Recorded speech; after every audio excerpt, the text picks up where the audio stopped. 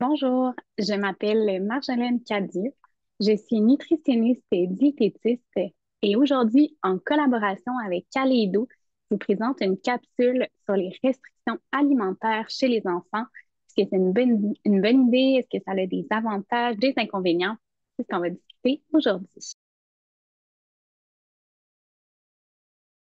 La capsule aujourd'hui a plusieurs objectifs. D'abord, de comprendre c'est quoi de restreindre des aliments ou de restreindre les quantités chez les enfants. Donc, qu'est-ce que ça veut dire concrètement? Essayer de comprendre aussi pourquoi certaines personnes voudraient le faire et pourquoi certaines personnes préfèrent ne pas le faire. Donc, c'est quoi les avantages et les inconvénients de chacune des pratiques? Et si on souhaite le faire, de quelle façon est-ce que c'est possible de le faire? Est-ce qu'il y a une bonne façon peut-être de faire de la restriction? C'est ce qu'on va voir au courant de la vidéo. Pour la première partie, on va regarder ensemble quand on décide de restreindre ou quand on a cette envie-là, en fait, de restreindre les quantités ou certains aliments qu'on offre à nos enfants, ben, qu'est-ce qui anime ce désir-là? C'est quoi les motivations derrière ça? Une première raison qui est souvent nommée chez les parents qui donne envie, en fait, de restreindre, que ce soit les quantités ou les choix d'aliments, c'est pour une perspective de santé de nos enfants. Donc, en contrôlant certains aliments, ben, on pourrait peut-être assurer une meilleure santé à nos enfants. Même si c'est une motivation qui est super noble, puis je pense qu'on en entend énormément parler de notre santé. Ce qu'il faut comprendre, c'est que la santé, selon l'OMS, donc l'Organisation mondiale de la santé, c'est beaucoup plus complexe que la présence ou l'absence de maladie. Donc, c'est vraiment un état d'équilibre au niveau de la santé, à la fois physique, mais également mentale et sociale. Donc, quand ces trois éléments-là, il y a un état de bien-être, il y a un équilibre qui est là, on peut dire qu'on est en santé. Donc, comme j'ai dit, c'est pas uniquement la présence ou l'absence de maladie qui peut dire qu'une personne est en santé. C'est aussi important de comprendre que la santé, c'est pas uniquement déterminé par ce qu'on mange. Donc, on va penser notamment à la génétique. Donc, quand il y a un historique particulier dans la famille, ben, il y a des chances que nous aussi, on ait une certaine condition. Donc, les aliments peuvent parfois avoir le dos large, mais n'ont pas un si grand pouvoir que ça. Puis je pense qu'il faut quand même le garder en tête parce que c'est très complexe, la santé. Je tiens quand même à dire que les aliments peuvent avoir un effet, mais ça, c'est vraiment un ensemble multifactoriel. Donc, on pourra le voir plus tard, mais on pourra peut-être se questionner à dire si notre motivation, c'est la santé. Est-ce que restreindre les aliments, c'est la meilleure avenue à avoir? Ben, on prend une autre motivation qui anime certains parents à vouloir restreindre les aliments. Ben, c'est des fois une certaine crainte que les enfants s'habituent à certains aliments et ne veulent pas manger d'autres aliments. Donc, par exemple, si je sers régulièrement euh, un aliment A, B et C ensemble, mon enfant va peut-être juste vouloir toujours manger l'aliment A, va délaisser les autres. Et puis, ben, j'aimerais qu'il mange les autres. Donc, je vais retirer celui qui veut ou du moins le restreindre. Vous verrez qu'au courant aussi de la vidéo, je vais pas nécessairement nommer d'aliments dans mes exemples uniquement parce que je veux pas éveiller des préoccupations pour vous qui n'ont pas lieu d'être. Donc, juste à garder en tête, je vais utiliser des exemples peut-être plus alphabétiques ou alphanumériques. Donc, on a peur que nos enfants, c'est ça, s'accoutument, ne mangent qu'un aliment. Mais ce qu'on a observé, en fait, c'est que généralement, quand euh, on n'a pas l'aliment, c'est ça qui amène un attrait pour l'interdit. On peut juste penser quand on dit à des enfants de ne pas courir autour d'une piscine, la première chose qu'ils vont faire, probablement, c'est de courir autour de la piscine, c'est interdit. On a un certain attrait pour ce qu'on ne peut pas faire, ne peut pas avoir. Donc, il faut aussi garder ça en tête. Donc, plus qu'on limite, ben, plus que l'enfant va avoir un attrait pour ça. Puis ça peut nous donner l'impression comme parents que finalement, c'est tout ce que l'enfant veut, manger ça, alors que peut-être que non. Faut garder en tête aussi que nos enfants, ben, ce sont des petits humains, tout comme nous, des humains. c'est normal aussi que leurs envies, que leur goût fluctue au fil du temps, au fil des saisons, au fil des jours. Donc, selon si leur humeur, selon leur appétit, selon plein de facteurs comme ça qui peuvent faire que ben, des fois, les préférences varient, puis des fois, il y a peut-être des choses dans leur assiette qu'ils vont préférer manger sans qu'il y ait une raison nécessairement très complexe derrière ça. Il faut aussi comprendre, pour terminer, qu'un enfant, c'est un mangeur qui est très nouveau. Quand ils sont bébés, souvent, ils vont explorer avec un petit peu plus de curiosité. Puis, des fois, en vieillissant, il va avoir là, une certaine sélectivité qui va s'installer. Il faut comprendre que certains aliments sont prévisibles. Ils vont toujours goûter la même chose, toujours ressembler à la même chose, vont toujours tu sais, avoir la même apparence. C'est sécurisant, ces aliments-là, pour un enfant. Quand on tombe dans une autre catégorie d'aliments, que ben, la couleur peut varier, la forme peut varier, le goût peut varier. Des fois, ça va être acidulé, sucré, des fois, ça va être mou, des fois, ça va être dur. Ben, des fois, c'est normal aussi d'avoir une certaine peur face à ces aliments-là. Donc, qu'on décide peut-être d'en manger un petit peu moins. C'est attendu. Finalement, une dernière motivation que j'entends que les parents vont nommer pour vouloir peut-être un petit peu plus restreindre certains aliments, c'est qu'ils veulent enseigner les bonnes choses, si on veut, à leur enfant. Donc, on veut montrer que la variété, c'est important. On veut montrer que ben, des assiettes qui sont justement composées de différents éléments. Euh, c'est tout à fait intéressant. Je pense que les enfants nécessitent une exposition très constante à de la nouveauté, des nouveaux aliments pour ouvrir leur palais, découvrir leurs préférences alimentaires. C'est absolument important de le faire, mais de restreindre des groupes d'aliments pour amener d'autres aliments, on verra, mais c'est peut-être encore là pas nécessairement l'avenue la plus intéressante pour faire ce type d'enseignement-là, même si l'enseignement en soi reste très pertinent. Maintenant, dans la deuxième partie, on va regarder les avantages et les inconvénients de la restriction. Pour commencer, est-ce qu'il y a des avantages à la restriction alimentaire chez les enfants? La réponse est oui. C'est très rare qu'il y ait un comportement absolument aucun avantage. Je veux dire, sinon on le ferait pas. Donc, oui, il y a des avantages. Il faut comprendre, c'est que ces avantages-là vont être à très court terme. Donc, par exemple, si on a certaines préoccupations, ben, c'est certain que si on ne donne pas l'aliment à l'enfant, ben, il va pas le manger, il va pas l'avoir. Donc, nos craintes à très court terme peuvent être justement, ça peut nous rassurer, ça peut nous apaiser. Il faut comprendre aussi que des fois, il faut faire des formes de ration. Quand on a un budget qui est peut-être un petit peu plus serré ou quand on a des imprévus au niveau de l'épicerie, par exemple, ou d'approvisionnement, ben, des fois, il faut faire des formes de ration. Ben, ça peut permettre justement d'étirer les choses, des fois, de faire des formes de restrictions. Donc, ça présente des avantages, mais comme je dis, c'est très court terme. C'est comme système D, là. On se débrouille avec ça. Maintenant, au niveau des désavantages, ben, les désavantages, il y en a à la fois à court terme et à la fois à long terme.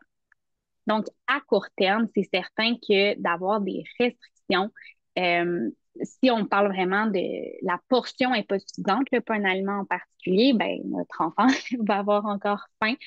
Donc, il va vouloir encore manger. Donc, ça, c'est vraiment s'il n'y a pas suffisamment mangé. Au niveau du développement de la croissance, c'est sûr que si c'est répété à long terme, c'est sûr que ça peut avoir là, des effets. Il faut comprendre aussi que si les envies sont pas nécessairement comblées. Donc, les envies, ça, c'est vraiment plus ce qui se passe dans notre bouche. Des fois, on a envie de sucré, de salé, de croustillant.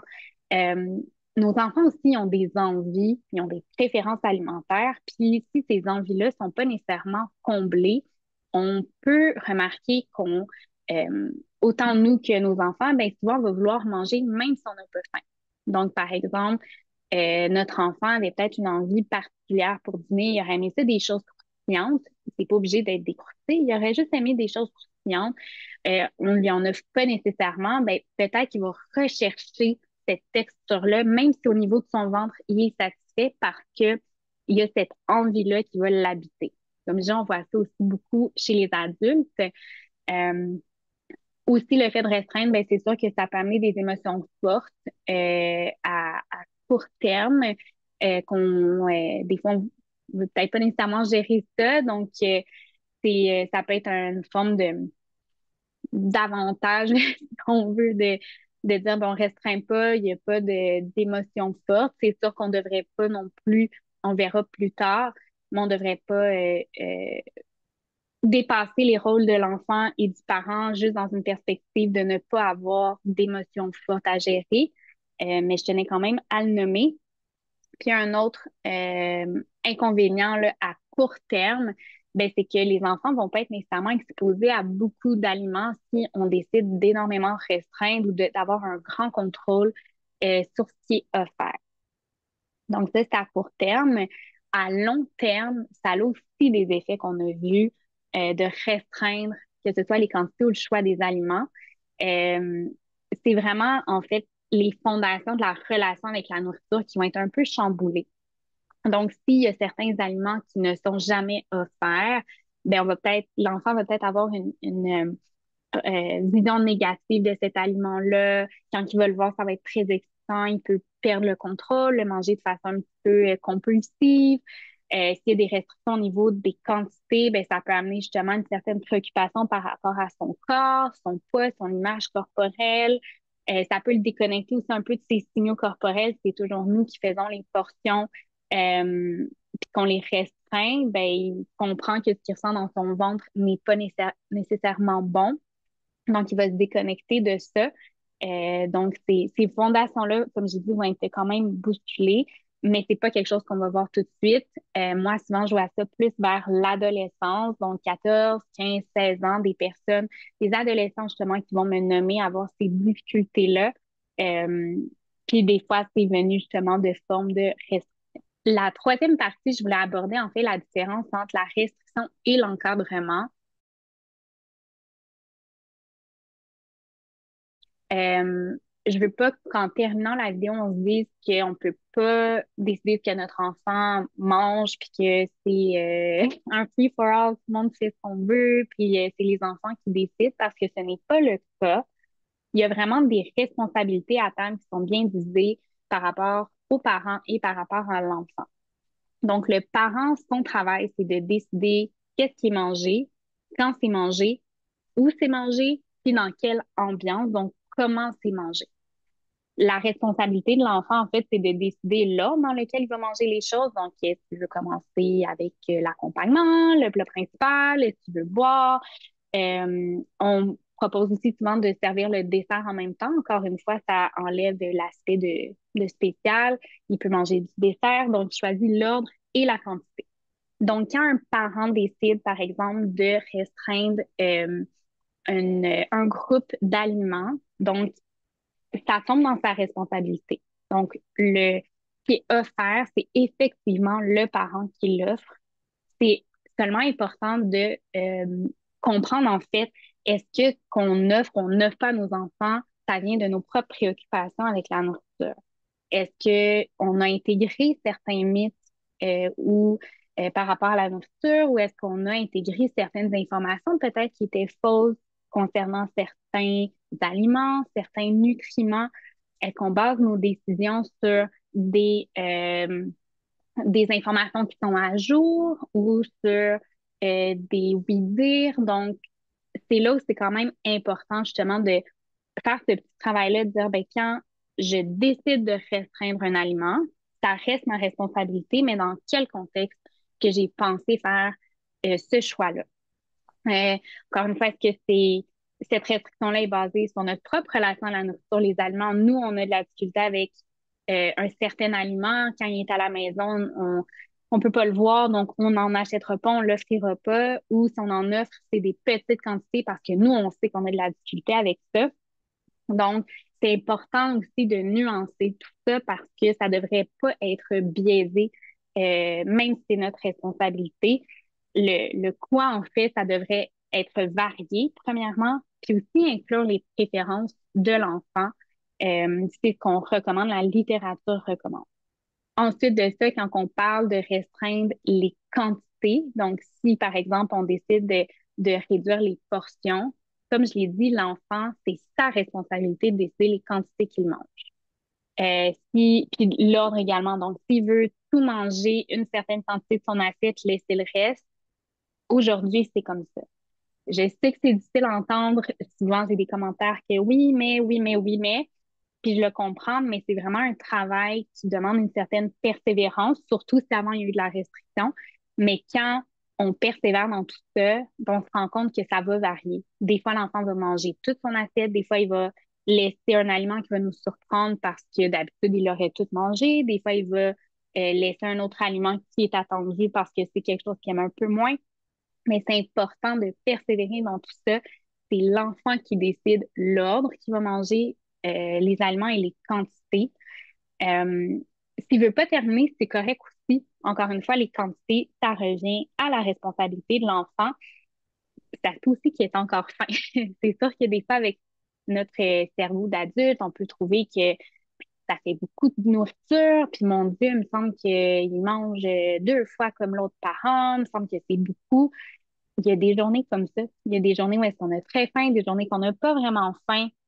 Donc, c'est à nous à garder ça en tête. C'est certain que si un enfant a encore faim, ben, c'est nous qui décidons qu'est-ce qu'on décide de resservir aussi dépendamment de ce qui a été cuisiné. Si il y a certains aliments qui sont plus disponibles, ben, c'est nous qui le décidons qu'est-ce qu'on veut resservir. Mais il faut comprendre que ça se peut que notre enfant est encore faim.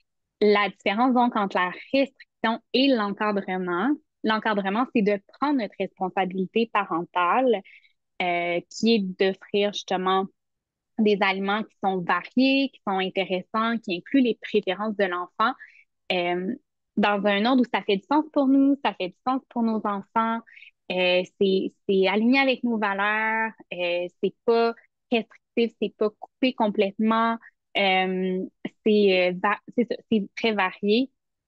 Donc, c'est pas nécessaire d'exposer notre enfant 18 fois semaine à un certain aliment qu'on jugerait peut-être un petit peu trop sucré ou un peu trop gras pour que notre enfant soit à l'aise avec cet aliment-là puis qu'il ait une belle relation avec les aliments.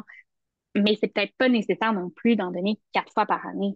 Tu sais, je pense qu'on peut trouver comme parents un juste équilibre qui a du sens aussi pour nous selon nos préférences alimentaires à nous comme parents, notre budget et tout ça. Donc, c'est de naviguer un petit peu tout ça. Des fois, ça peut être un peu difficile, mais c'est d'essayer de naviguer tout ça en essayant d'avoir le moins de restrictions possible parce que c'est ce qui va donner à notre enfant une image que les aliments sont tous égaux, en fait. Il n'y en a pas des meilleurs, il n'y en a pas des pires. Il y en a qui m'apportent d'énergie, il y en a qui m'apportent du plaisir, il y en a qui me soutiennent. Donc, ça va juste lui permettre de les voir comme tous égaux. C'est vraiment ce qu'on souhaite ultimement enseigner à notre enfant pour qu'il y ait une belle relation avec la nourriture dans le futur. Donc, pour terminer, en fait, ce qu'on a observé, c'est que souvent la restriction va généralement amener de la frustration chez les enfants et avec le temps, ben, la relation avec la nourriture peut se détériorer. Ça peut amener aussi, des fois, moi, j'avais dans certains cas, c'est des enfants qui vont aller se cacher pour manger, qui vont justement perdre le contrôle avec certains aliments, ou dans des festivités, justement, là, avoir des comportements alimentaires un peu excessifs. Ben, ça, c'est tout droit là, lié à la restriction. Donc, je pense que c'est important de faire la différence entre la restriction et l'encadrement. Il n'y a aucun problème à faire de l'encadrement. C'est d'utiliser notre responsabilité parentale, de dire, ben, c'est moi le parent, c'est moi qui décide ce qui est offert, mais je vais choisir des choses qui sont variées, qui vont contribuer à développer et maintenir une belle relation avec la nourriture, avec mon enfant. Donc ça, il n'y a aucun problème. Mais je vous l'accorde, c'est quelque chose qui est quand même difficile. Et je pense que le mot d'ordre, c'est que la restriction, c'est pas une solution nécessairement à long terme qui va amener les résultats escomptés. Donc, je m'appelle Marjolaine Cadu, je suis nutritionniste diététiste. Merci d'avoir été là pour une autre capsule présentée par Kaleido. Au revoir.